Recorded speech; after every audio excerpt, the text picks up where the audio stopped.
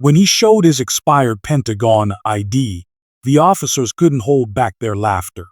But within minutes, the same man made a phone call that would not only silence them, it would destroy their careers forever. 1. The casual arrival at the military gate. On a scorching afternoon, a man in his late 50s, wearing worn-out jeans and a faded leather jacket, casually walked up to the military base entrance. In his hand, he held an old, slightly cracked ID card that looked like it had seen better days. The officers at the checkpoint were young, cocky, and full of misplaced confidence. One of them smirked and said, "Sir, this ID is older than my career." The others laughed. To them, he was just another old man clinging to past glory. The officers didn't just deny him entry, they humiliated him. One of them, a young sergeant barely out of training, held up the expired ID card between two fingers like it was something dirty. "Is this even real?" he laughed, waving it around for the others to see. Another officer leaned against the gate booth, snickering. "Maybe he's here for the base tour. Senior Citizens Day." Their laughter echoed loudly against the concrete walls, mixing with the hot, dusty wind. The man stood still, his eyes calm behind dark sunglasses. His posture was relaxed, almost too relaxed for a man being insulted. They mistook his silence for weakness. One of the officers mockingly tapped on his old flip phone and said loudly, "Hey sir, 1998 call." "They want their phone back." Another pretended to call security on his radio, laughing. "Control, we have an intruder here, 5'10", gray hair, carrying ancient artifacts." Even passing soldiers chuckled at the scene, thinking it was harmless fun. But behind that small, knowing smile, the man was quietly observing everything, taking mental notes. Every word, every action, every disrespectful gesture. He didn't argue. He didn't defend himself, because he knew something they didn't. In a few moments, their laughter would turn into desperation. While the laughter around him grew louder, the man stood perfectly still, like a mountain unmoved by the storm. His face, unreadable behind dark sunglasses, showed no flicker of emotion. Slowly, almost casually, he reached into his jacket. The officers tensed for a second, maybe expecting some argument, some protest. But instead, he pulled out a worn, scratched-up flip phone, the kind most people hadn't seen in years. One of the officers nudged the other, whispering, "Seriously, is he gonna page someone?" Another chuckled. "Maybe he's calling his retirement home to come pick him up." The man didn't even glance at them.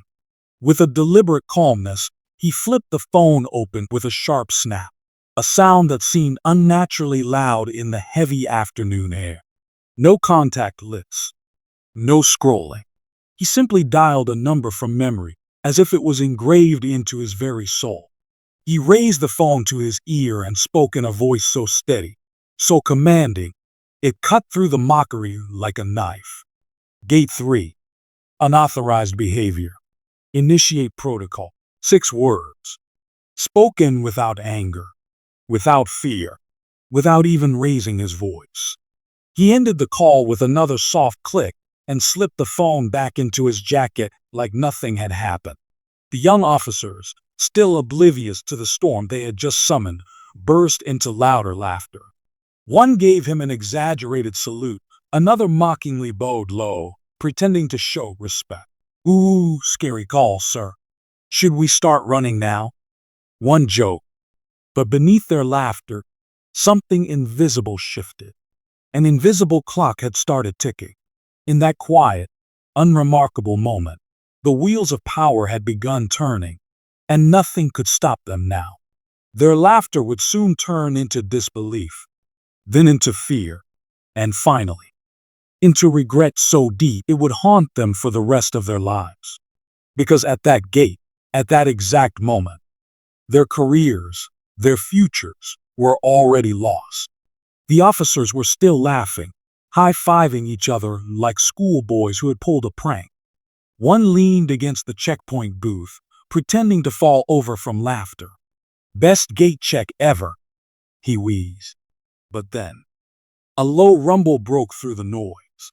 At first, it was barely noticeable, just a faint vibration in the ground beneath their boots. One of the officers frowned, glancing down the empty road leading to the base's main entrance. The laughter faltered slightly. The air suddenly felt heavier, thicker. Then they saw them. A fleet of black SUVs, their windows tinted darker than night, came speeding toward the gate, moving like a wolf pack closing in on prey. No horns, no sirens, just raw, unstoppable authority in motion. Dust clouds billowed behind the convoy as the SUV skidded to a stop in perfect unison, blocking every possible exit. The heavy doors swung open almost simultaneously, and out stepped men and women in dark suits. No name tags, no hesitation. Their eyes, hidden behind black sunglasses, scanned the scene with clinical precision. And then came the officers, real officers. Decorated generals, senior Pentagon officials, armed military police. The very sight of them was enough to drain the color from the young gatekeepers' faces. The commanding officer of the base, a towering figure in a crisp uniform with 4 stars gleaming on his shoulders, stormed toward the checkpoint like a thundercloud ready to strike. His voice, when it came, shook the air. Who mocked him? Who disrespected Colonel Mason? The young officers, frozen in place, could barely breathe, let alone answer. In an instant, the roles had reversed.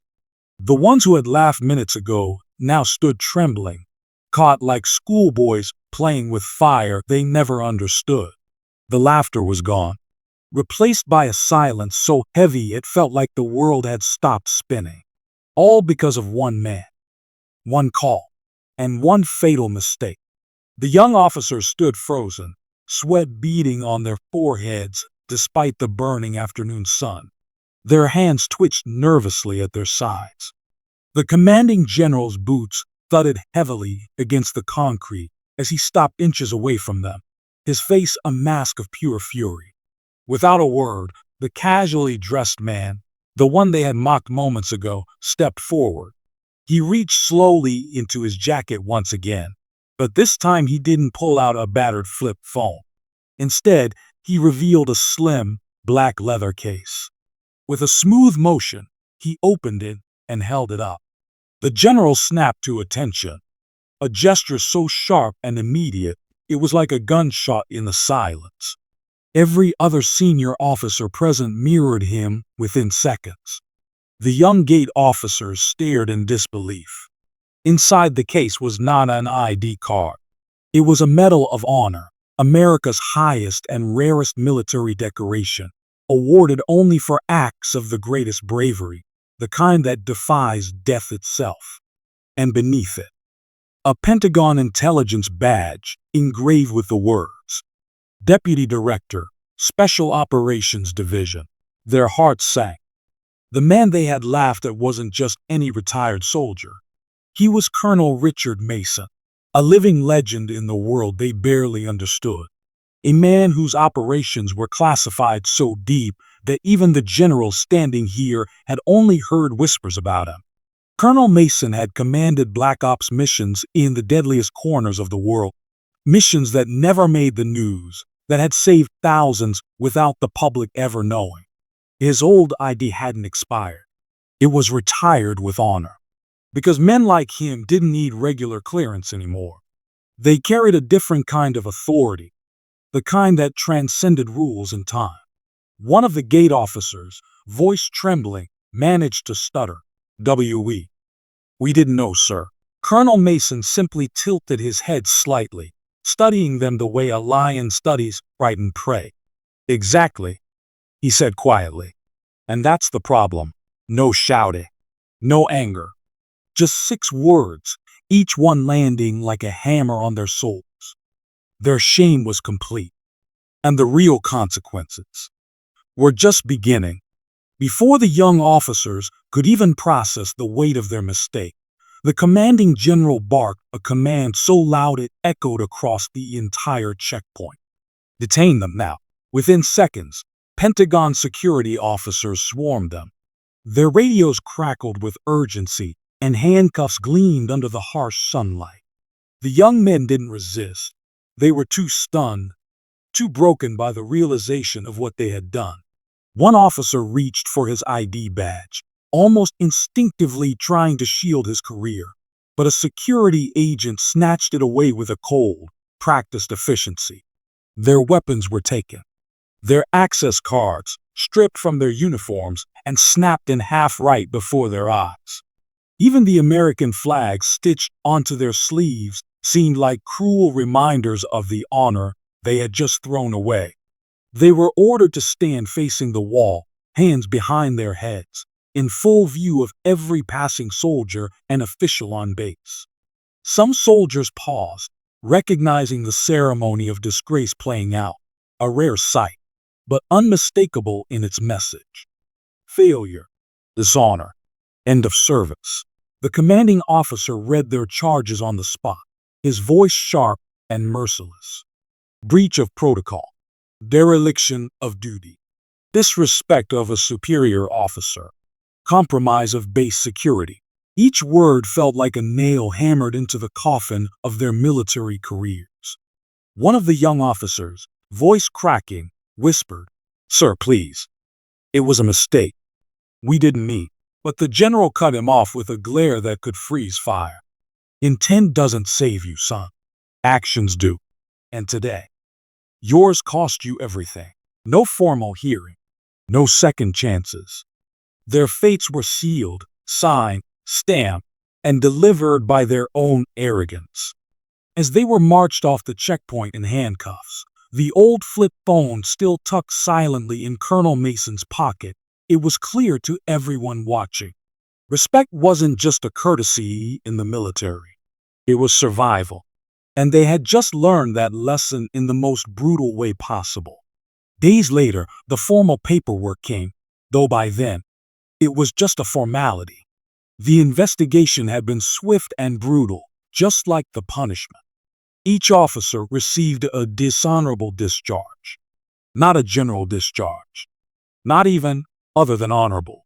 Dishonorable, the military's ultimate scarlet letter, branding them forever. Their benefits, gone. Their service records, tainted. Their dreams of a long, decorated military career, shattered beyond repair. One of them had just proposed to his girlfriend, dreaming of buying a house near the base. Another had spent years dreaming of joining special forces, a dream now dead before it even began. Everywhere they went, the dishonorable mark followed them, on job applications, on background checks, even in whispered conversations behind their backs. It was more than a stain. It was a curse they would carry for life. Meanwhile, Colonel Mason returned to his quiet life, untouched, unbothered, and still deeply respected by the very heart of the Pentagon. He hadn't needed revenge. He hadn't shouted, cursed, or demanded anything. He had simply let their own arrogance destroy them. And maybe, just maybe, that was the cruelest punishment of all. To know that they weren't ruined by an enemy, but by themselves. Because in the military, respect isn't optional. It's the first lesson. And the last mistake you'll ever make if you forget it.